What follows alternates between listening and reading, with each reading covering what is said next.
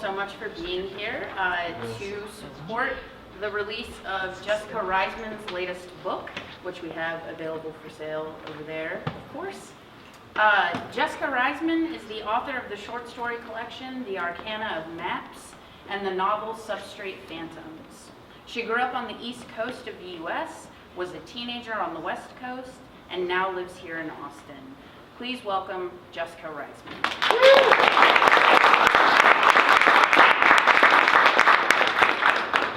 Hi, everybody. Hi. Can you hear me? Okay? Okay. Thank you so much for coming. I really appreciate it. This collection represents almost the last 25 years, or not the last, but like between up till 2017, which is the most recent story. About 25 years of my writing and publishing, life and short fiction. So what I thought that I would read would be the oldest, not by publication date, but by when I wrote it, and the newest, a little bit of both, the oldest and the newest story. And I won't read for too terribly long, and then we can talk if anybody has questions or comments, and then I'll sign books if anybody wants me to.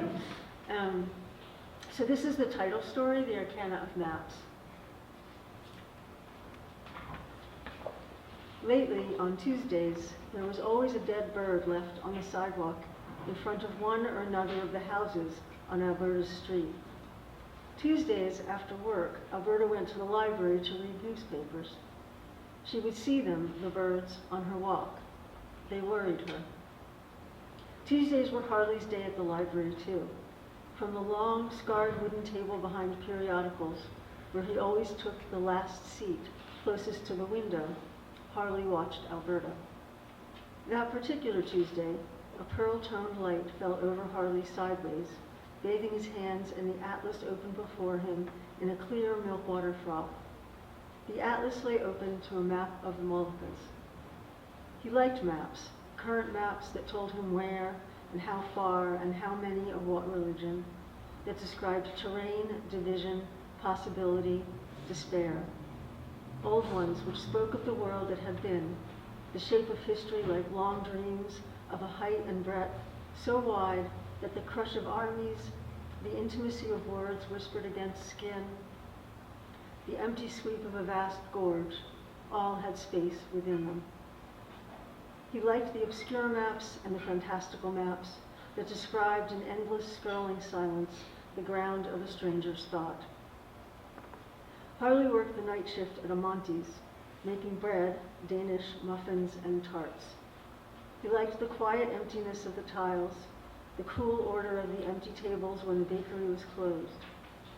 Sometimes, at the end of his shift, as the display cases were just beginning to reflect the early light coming in from the street, the owner would come, bringing huge bunches of daylilies or fresh clematis. Tony Amante, a small, roundish man with a delicate black mustache, thinning hair, and huge, myopic brown eyes, would take 2 chairs down from one of the tables, sit with Harley, ask him how he was. Did he think some cream scones might be good for tomorrow? Tony Amante would sit, run a hand over his head, and tell Harley something about something his son or daughter had done, something that had happened to him that week. Harley said, yes, what about some walnut cream scones? And yes, I guess children can be like that. He was reminded at these times of his father and of the long rides he and his father had taken on his father's motorcycle when Harley was a little boy. He nodded to Tony Amante and watched the reflections in the glass cases and saw in them the flickering of a long landscape, his hair blowing across his eyes, his arms around his father, and his father's strong, heavy hands on the throttle and clutch. Tuesday nights Harley had off, and he went to the library. After the library, he usually went to eat something which, if possible, matched the day's maps. Then he might see a movie, one with far places in it, or walk around the city. Maps, movies with far places in them, and watching Alberta. These were Harley's passions. Such was their intensity for him that they were sufficient to saturate the rest of the days in the week with their color, taste, texture, and isolate beauties. Alberta had noticed Harley, and watched him, too, without ever being caught at it. She was practiced in not being caught at things, using her father's paints and reading her mother's journals, growing up, eating the last donut at work. She thought Harley too short, but occasionally, when the sun had warmed her to a more kindly disposition, she found some promise in the cast of his bones as they surfaced across his face, and in the languid precision with which his fingers found out the secrets of the atlases he invariably studied. Alberta knew they were atlases because she had shadowed Harley several times down the corridors of books and gone to see what filled the shelves from which he chose volumes. She always slipped back to her chair before he returned to his table, or she reappeared from another direction. Today, Alberta waited. She alternated between reading an article on Chinese moths and worrying about the birds. But really, she only waited. She had joined Harley in his journeys, shadowed him enough to have some sense where he was now, on what continent, in what age. She was waiting for him to find her marker, a small square of creamy paper stolen from her office, which she'd slipped between the pages of a map of the Russian steppes. "The Russian circus is coming," it read. Alberta. At Alberta's house, the day of the circus, they sat on the porch and had iced coffee and king cake. It was Saturday. Harley had asked Tony Amonte for the night off. "My mother sends it to me," Alberta said, explaining to Harley about the king cake. "I usually take the cake to work and wait until everyone in the office has had some. But I still have 3 of them, the babies." A moment later, Harley pressed his fork over the baby's little plastic belly and unearthed it from the cake. "Oh," he said. "They come in different colors," Alberta said. "People put other things in cakes, too. At weddings, sometimes a little silver ring, which means you'll be the next one to marry." Blocks of shadow and water-clear light were laid up and down the street, through the trees, across other small, slightly dilapidated houses, like the one Alberta rented.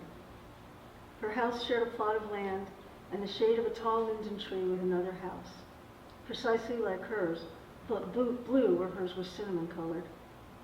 They sat catty-cornered to one another. On the porch of the blue house, a wind chime spoke in the breeze. A man came out on the porch. They watched him pause in the water flow shadows, take out a pocket watch, consult it. He carried an old mail satchel over his shoulder. It looked heavy, oddly bulky. Harley wondered idly what he might have in it. "That's my neighbor, Tom Grange," Alberta waved. "Hi, Tom." Tom Grange closed his pocket watch and put it away.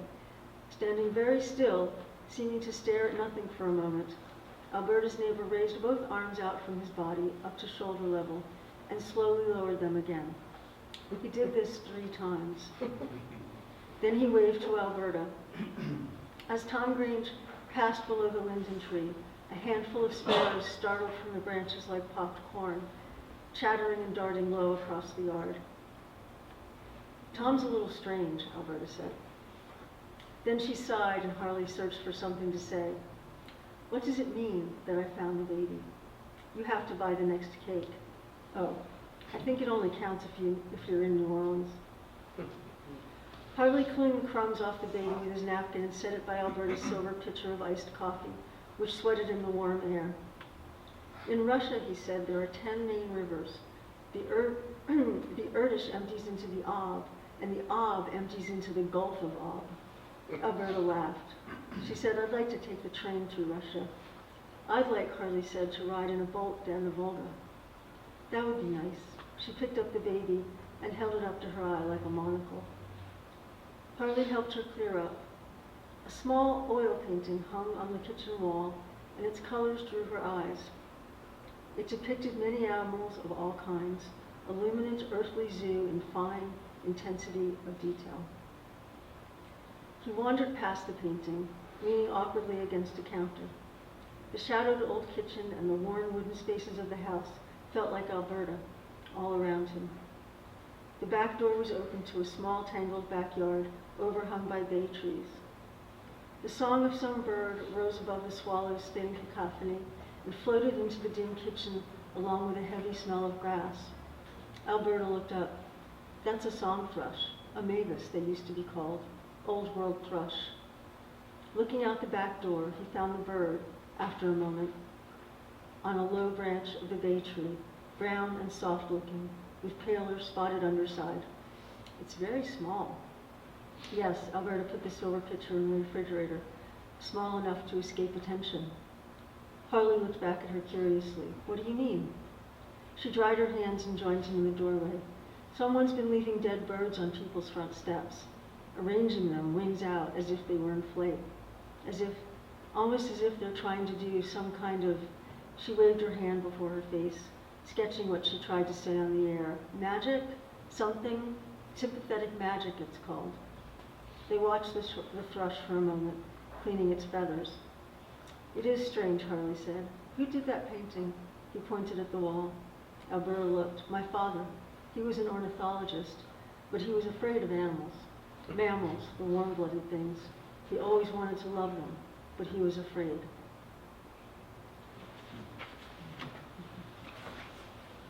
How are you guys doing? Want to hear a little more of this one? Yeah. Harley drove and Alberta navigated.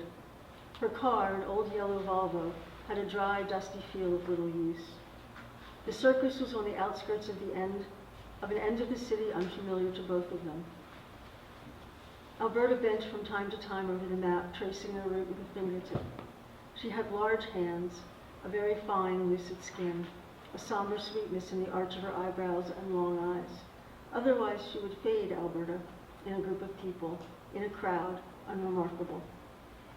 Over the streets and old warehouses that inhabited this section of town, the moon floated like a giant white Necco wafer in a dusk sky lucent as thin china. The circus was outside in the open air. 2 trucks bearing the name World Caravan sat by the road in a field between warehouses. Harley and Alberta found seats in the mini bleachers. A small pond sat at the center of the bleachers like an eye to the moon. Lights, a fluttering of long painted cloths, and the bleachers themselves defined a performance circle. Trapeze riggings traced faint lines above them. More people came, the bleachers filled. They all sat in shadow outside the circle. When the lights came up full, they were included, campers around a fire. A group of performers carried a small boat into the circle. Tricked out with sails and mermaid prow, it recalled a much larger 3-masted ship.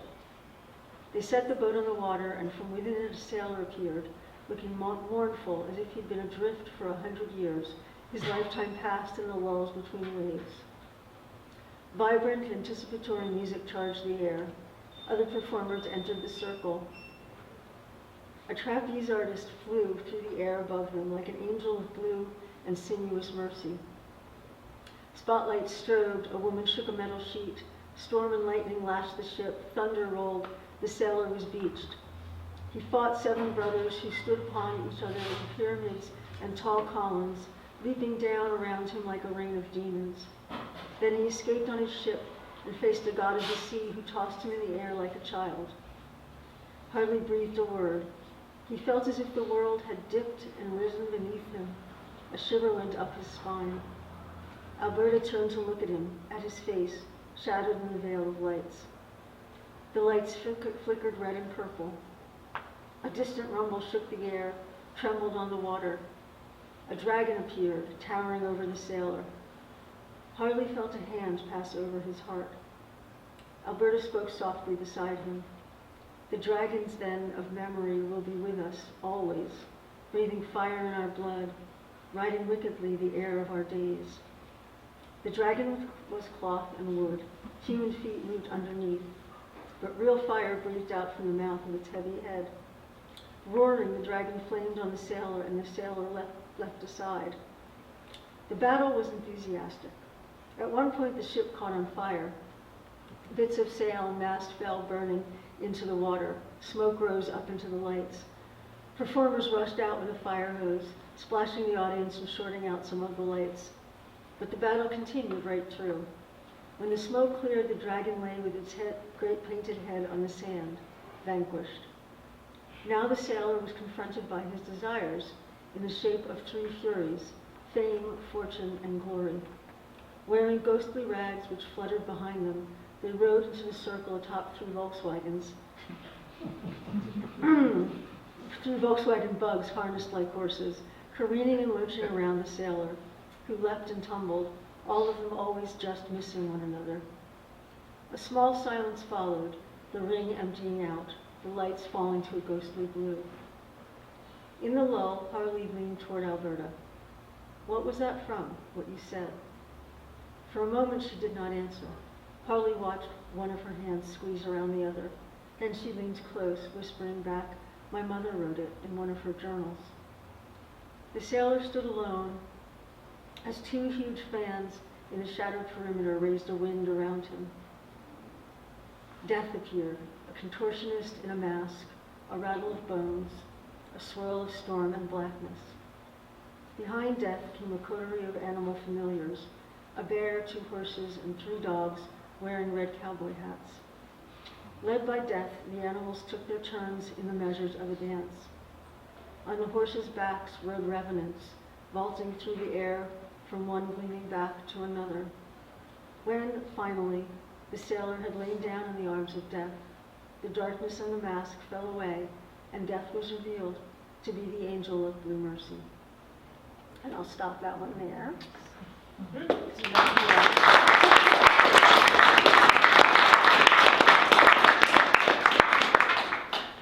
And now the most recent story that's in this collection, which is called Bourbon Sugar Grace. I can do this. Indomitable, indomitable. In the slow ghost's image are we. Indomitable. I can do this. This can I do. Fox repeated Pisk's litany in her head. From where she stood on the furrow bank, the train car upended and the toxic sludge of her gurge sink looked a long distance away. Fox backed up several steps, ran, leapt. She just missed the top end of the car and slammed into the tilted side, fingers flexing in her sticky gloves as she gripped a side rail. One of her booted feet slipped its purchase, and she hung a moment until she found another bit of purchase on a window's edge. The train car had been wrecked several days ago as it traveled the furrow line. A gurge, geospasm of this stressed and overmined region of the rocky planet Fox's people called Slow, erupted under the train car without warning, taking it into the air, half swallowing it down, and leaving a toxic sludge pit in the middle of the furrow's dry canal. The furrow line was shut down until such time as the council had the resources and give a shit to fix it. And too bad for the few mining techs left at the up furrow settlement who needed it for transport to Drumtown.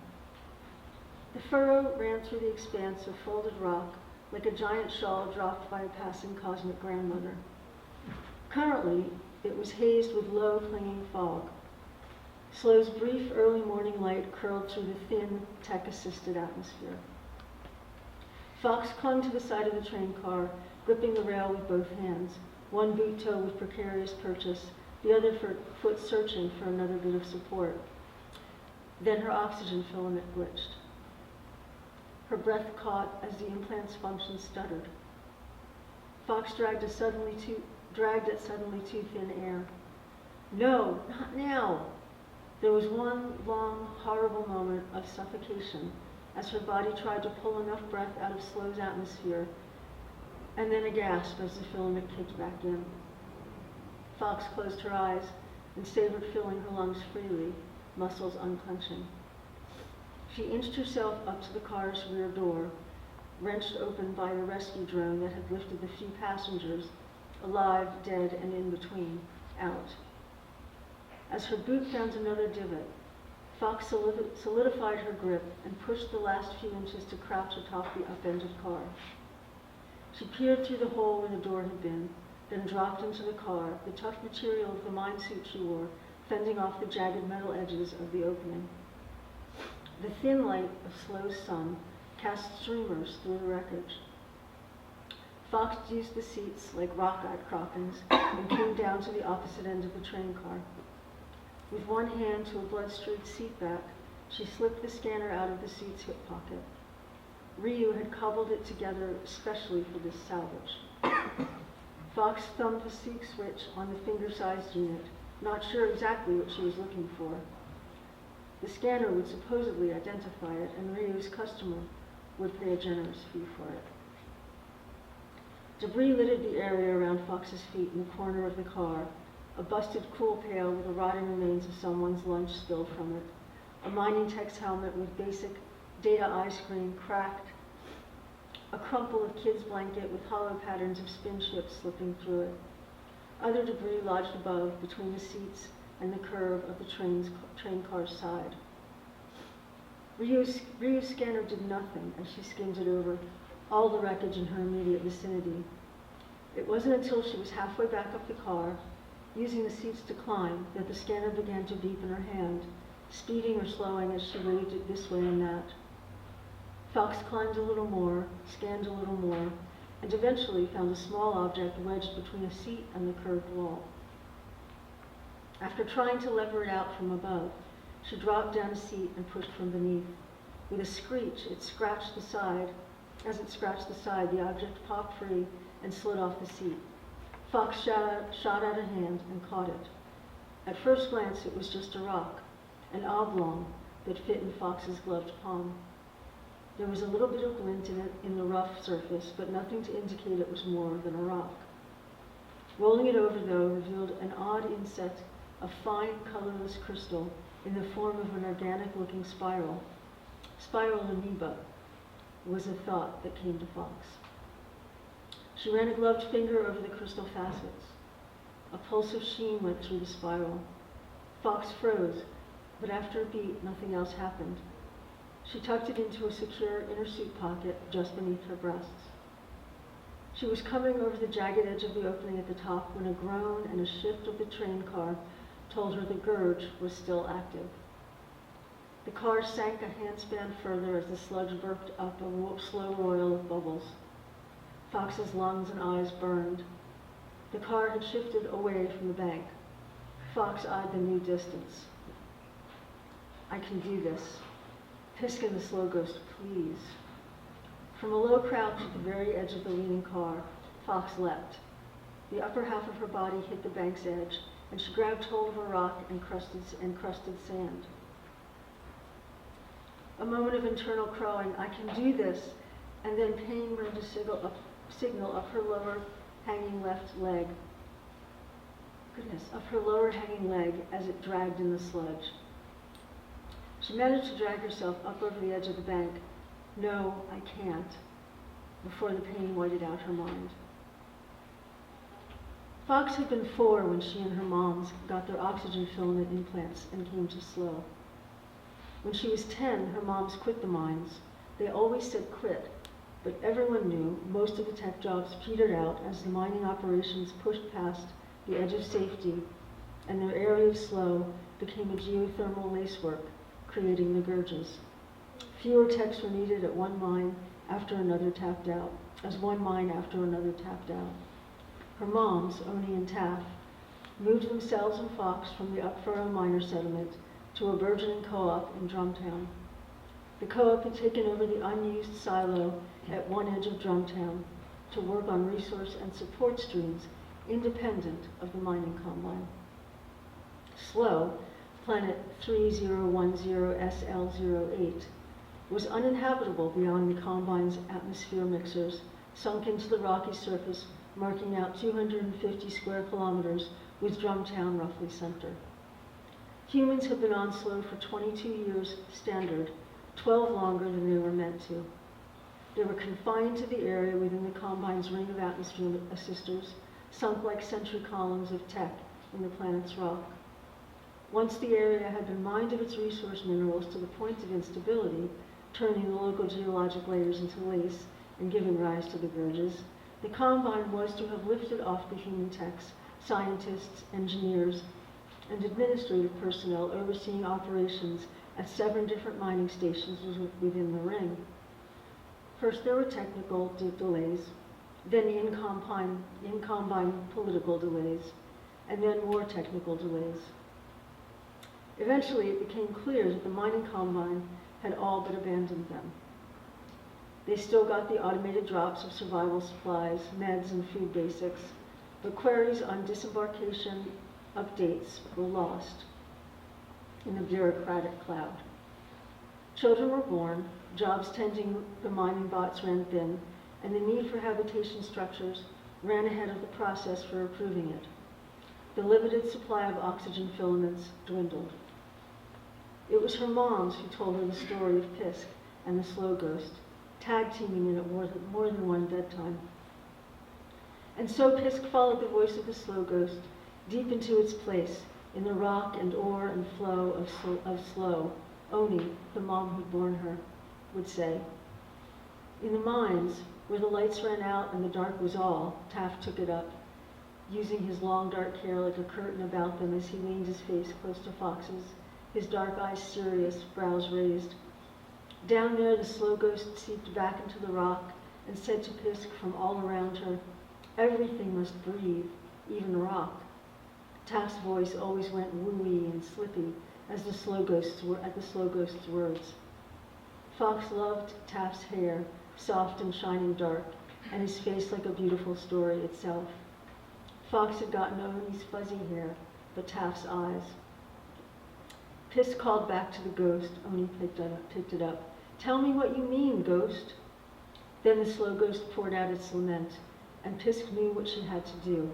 Taft's voice always sank here to a sweet, rough whisper. The thing that needed doing. Pisk gave the ghost her breath. Metal taste of blood in her mouth. She'd bitten her tongue. Rocks dug into her cheek and palms. Then a flash of pain from her left calf. Fox rolled to her back, jaw clenched against escalation in the pain, which didn't come. Sitting up, Fox drew a deep breath and looked at her leg. It was ugly. The boot had protected her foot and ankle, but the suit had melted through in places on her shin. The leg burned dark red and puffy and bleeding sluggishly along cracked skin. She should be screaming in pain. Instead, there was just a low ache, an afterthought or memory of pain. Judging by the level of light in Slow's layered haze of assisted atmosphere, it was late morning. She'd been out a little while. She got herself standing, every moment expecting the pain to kick in. It didn't. Am I in shock? She put a hand to her diaphragm over the salvaged object, still secure. The hike out here had taken her the entire previous night. No matter how little of the pain signal was reaching her, a return hike all the way back to Drumtown wasn't a high-magnitude plan. It was, however, the only plan she had. And that's where I'll stop on that one.